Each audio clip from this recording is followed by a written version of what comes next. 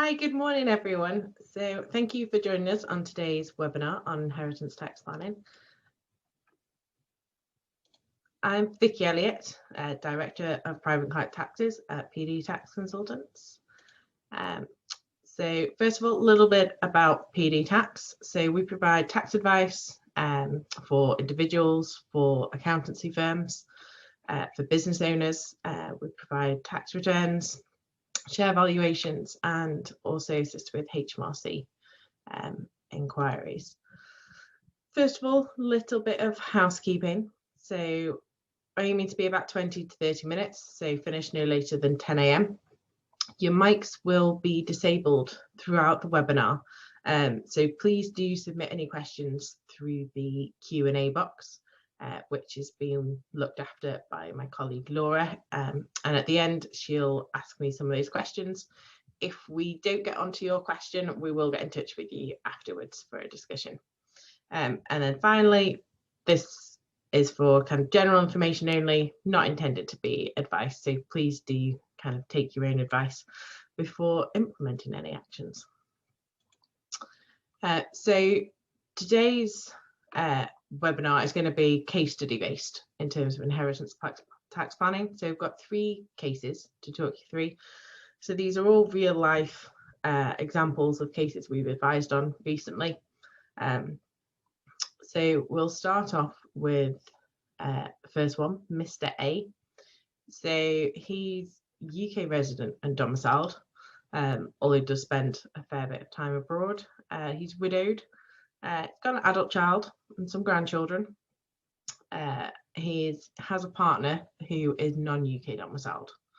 He's got quite substantial assets, around 5.5 million, on which he has an IHT exposure of around £1 million. He has done a lot of previous inheritance tax planning through his financial advisor, as well as some lifetime gifts. So he had quite specific areas that he wanted to explore. So the first thing we looked at was a gift of an undivided share of land. So he had a house worth around £1.5 million. And in his particular case, his child lived with him in the property. And so normally if you gift a property and then you still benefit from it, then there's anti-avoidance rules called the gift for reservation of benefit rules that can apply. But there is an exception for those rules. If it's a gift of an undivided share of land that you occupy with the recipient, as long as you don't receive any benefit. So the main thing really to be aware of is you have to be very careful in terms of how you split utility bills, in that the child can't end up subbing the parent effectively. So provided that exemption from the gift for reservation of benefit rules applies, the gift becomes a pet. So potential exempt transfer, exempt after 7 years, which in this case was going to save around £300,000 of inheritance tax. You do have to consider what would happen if in the future the child moved out of the home, because at that point it's no longer joint occupation. So at that time, if that happened, then parent would have to start paying rent for use of the property, otherwise the gift reservation of benefit rules kick back in. So it's just something to be aware of. It's not suitable for everybody, but it can be useful in some circumstances. And then the other thing on the table for him was quite practical, open to marriage, and specifically asked the question, not necessarily something you always want to think about purely from a tax planning point of view, of course. But of course, the benefit generally of marriage is getting the spouse exemption. But here the potential spouse is non-UK domiciled. So the spouse exemption would be limited to £325,000. That 40% produces an inheritance tax saving of about £130,000. So probably cheaper than the wedding. But there is an election you can make where the spouse can elect to be treated as UK domiciled. in which case that limit is disapplied. But of course, you've really got to have a look at the spouse's situation to see whether or not that's worth doing. And of course, you have to consider there's other practical and legal considerations. So does the marriage change the kind of rights of the future spouse in terms of the estate? And certainly you'd want to get legal advice around that to make sure that everybody was happy with the situation. Okay. So case study number 2, Ms. B. So she's not married, living with a partner and their 2 children who were young adults, in this case, early 20s. Assets of around £650,000, so more modest this time. So that includes the family home and property lived in by a family member, a rental property and some savings. Now, because they were married, they can't transfer nil rate band and residence nil rate band between them. And currently the wills have everything going from the partners to each other on their respective deaths, and then on second death to the adult children. So the IHT exposure is about £130,000 in this particular case. So the rental property in this particular example had been inherited from a family member some years ago and had always really been thought of as something to be kept for the children. The income has in fact been kept separately over the years and used for the children. So she's no need of the income and has always really viewed it as something for the children. So she was thinking about gifting the property. A direct gift, though, this is where we have to think about the interaction with other taxes when we look at inheritance tax planning. So direct gift was going to trigger capital gains tax of about £10,000. However, another option was to gift into a trust, and there's holdover relief that we can claim to hold over that gain into the trust. And if the trust then down the line decides to distribute the property out to the children, then again, the gain, an election can be made to hold over the gain. So whether it's a direct gift or a gift into trust, both cases, the IHT saving takes about 7 years to kick in, but it would be about £67,000 in this particular case based on the value of the property. Of course, you need to think about the practical and long-term implications of the trust. The income tax, for example, in this particular case is unlikely to be any income tax leakage, because whilst the trust will pay higher rates of income tax, any income was going to be distributed directly out to the children and they can claim a refund. And it also has the benefit of trust of keeping things a bit more separate. She did ideally want to keep some control. She didn't want it to be sold. She wanted the children to keep it as a rental property and have access to the income. So compared to direct gift, it actually gives her a bit more control over that, especially if she's one of the trustees appointed. Another area for her was looking at residence nil rate band planning. So because of the size of her estate, she is within the limit to be able to qualify for the residence nil rate band. But as I said, her will left everything to her partner, who she's not married to. So there's no residence nil rate band, as the residence wasn't inherited by direct descendants. So there's a couple of options. She could consider getting married, and then the spouses can then benefit from being able to transfer the unused residence nil rate band between them. Or she can change her will. The will had been drafted up some years ago in this particular case when the children were minors, and that was the main reason for everything going to each other. So she could change the will so that the children can inherit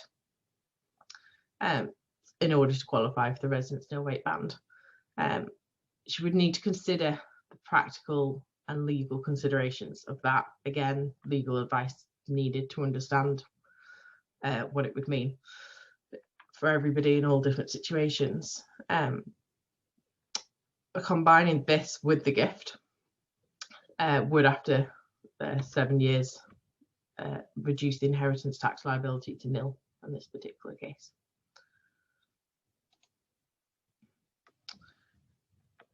Finally, we have our third case study. So Mr. and Mrs. C. So this example, they're a married couple, combined assets of about £3 million. They're quite a range of assets. So there was main residence, residential and commercial properties that were let out, shares in a trading company, shares in an investment company, directors' loan accounts in both trading and investment companies, and also savings. Mostly in an ISA, but there were some other cash savings.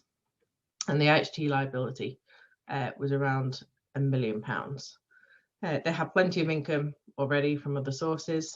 From an inheritance tax planning point of view, this was actually a really interesting case because they were very open to gifting. They had adult children who worked with them in the various businesses, and they were quite happy to pass control over to the children. They just hadn't needed to yet, hadn't thought about it particularly, and they didn't need any income from the shares, so they were really quite happy to gift assets away. Often one of the limitations with inheritance tax planning is that people like the idea of things passing out of their estate for inheritance tax, but they still want to keep control or access to the assets, or they need access to the income, and that often limits what we can do.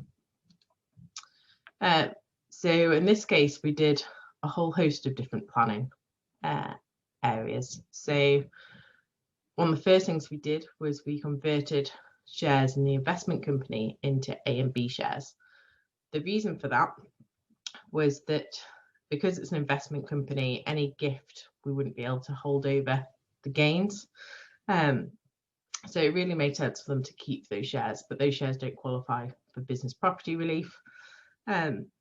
And possibly after first death, the spouse might then at that point decide to give some of the shares away.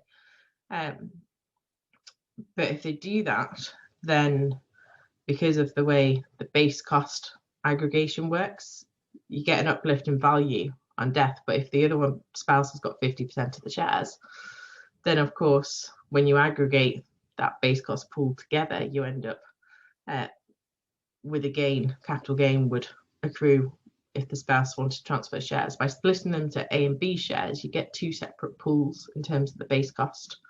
So you'd be able to gift just the shares that have been inherited out on the death of the first spouse. So it doesn't create a kind of an immediate tax saving, but it just gives a bit more flexibility in the future for them.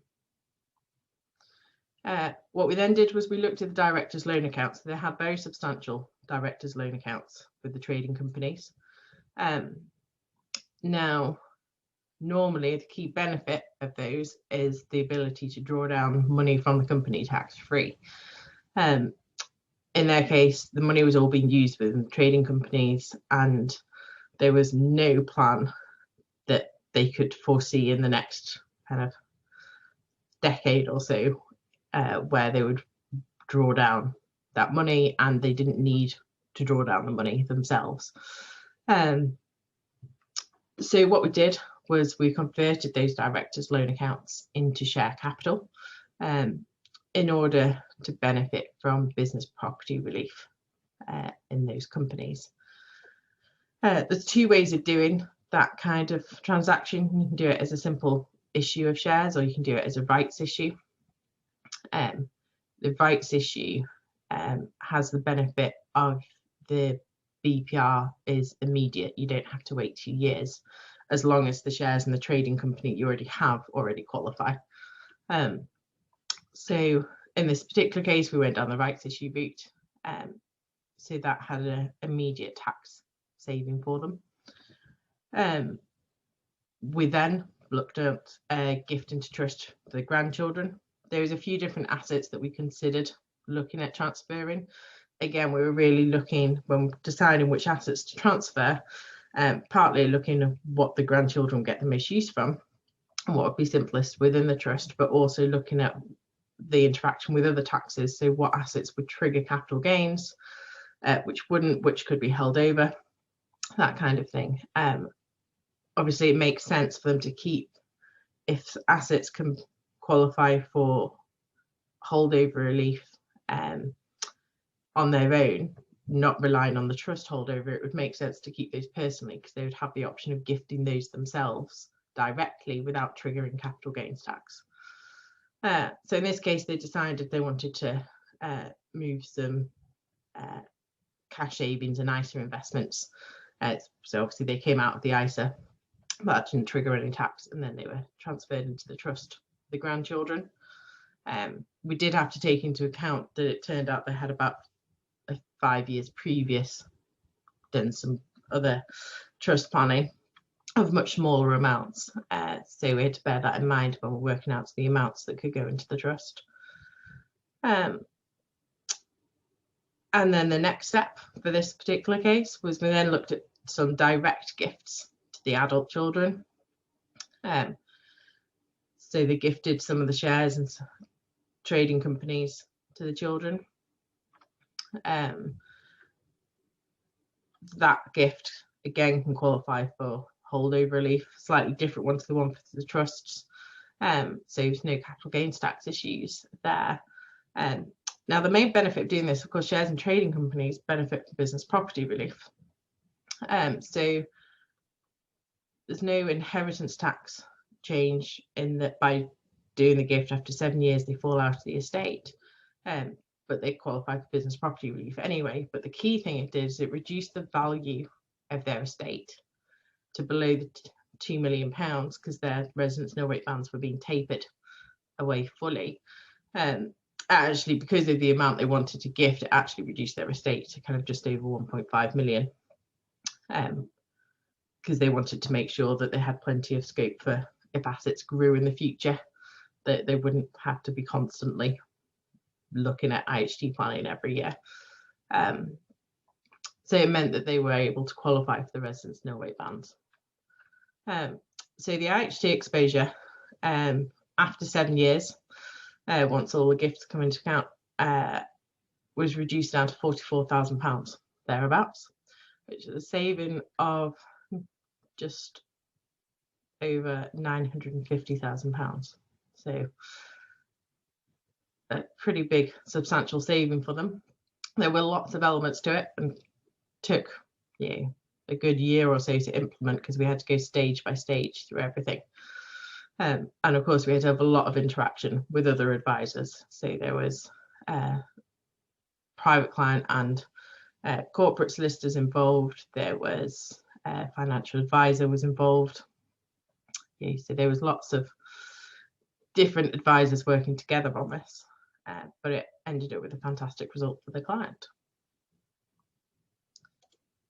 Okay, so that's the end of the Q&A. So I'm just going to unmute Laura, and then hopefully she'll have some questions for us. Hi everyone. We've got a few questions through. So the first one is about the recording of the webinar, so that'll be available after, and then the link will be sent to everyone. And then we've got one that says, if a partner owns farmland personally, which is farmed by a family partnership informally, what is the rate of APR? I think that might be one that I'm best to have a look at and come back to you on, if that's okay. Yeah, I'll get in touch with I think it's Heather that put that one through. I'll get in touch with Heather about that one. Great. And then the CGT under section 260, does the CG amount of 10k remain, or a current valuation will be carried out when the property is sold under trust? Yeah, so the section 260, just so everyone knows, that's the holdover relief for when you're gifting into trust for capital gains tax. So the way it works, it's the entirety of the gain that gets held over, so you can't limit it to just the annual exemption. And you value the property at the time of the transfer, into the trust, deduct your normal base costs, enhancement expenditure, all those kinds of items, and then whatever that gain is, assuming, whatever that gain is, that's what gets held over into the trust. So the trust's base cost is reduced to pretty much the same as what the individual's was. And if they sell the asset, they got that lower base cost. So effectively, you're not kind of getting rid of the gain and the capital gains tax issue. You're just transferring it over to the recipient, who's the trustees. But what the trustees can do is they can then, because the trustees pay tax at a higher rate than individuals, assuming they're not higher rate taxpayers. So the trust would pay capital gains tax at the highest rates. So what they can look at doing when it comes time to sell is they can look at whether it's better to appropriate the assets out to the beneficiaries and have the beneficiaries do the sale if they're basic rate taxpayers, and to make use of their annual exemptions, and doing a holdover election on the way out of the trust. So that often will work out better, but you got to look at it at the time in the run up to the sale to look at what's best. Great, thank you. And then in reference to the transfer of a commercial property to a spouse, they're presuming that the CGT implication between spouses, is this correct? Yeah, so transfers between spouses for inheritance tax, they always benefit from the spouse exemption. And for capital gains tax, no gain, no loss. Of course, they have to be, spouses have to be living together. So if there's any kind of risk of separation, then it needs specialist advice. Because when couples get divorced, then you start to lose some of those benefits. Great. And then in the OTS's report on capital gains tax, it was suggested that the uplift of base costs on death could be abolished. What impact do you think this would have on your clients and IHT planning more generally? Yeah, so what the OTS were talking about really was the uplift when someone dies, the asset's uplifted to the probate value at the date of death, which then the beneficiaries of the estate can make, if they sell the assets, either the executors or the beneficiaries, then they use the probate value. And I think there's a slight double benefit for assets that benefit from things like business property relief, because you're not paying inheritance tax on the assets, but you're still getting that uplift on death. And I think it's those types of assets that they were looking at. Whether or not that change will come in is obviously up for debate at the minute. I think really it will give people a kind of a trade-off between inheritance, whether they want the inheritance tax benefits or capital gains tax, and it probably might motivate some people to move towards more lifetime gifting.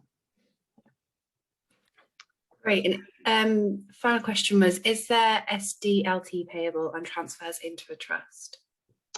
Not generally, no. Of course, every situation you've got to look at individually, but a transfer, because it's a gift into a trust, you don't normally have SDLT on gifts.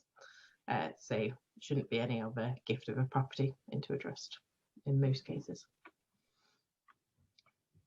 Great. I think that's all of the questions that we've had come through. Okay, excellent. Well, we're 5 minutes early, but please do get in touch if there's anything you think of after the webinar, or if you didn't ask a question, please do send me an email, get in touch afterwards. And I think Laura will send around the slides and the video will be up on YouTube. So have a look.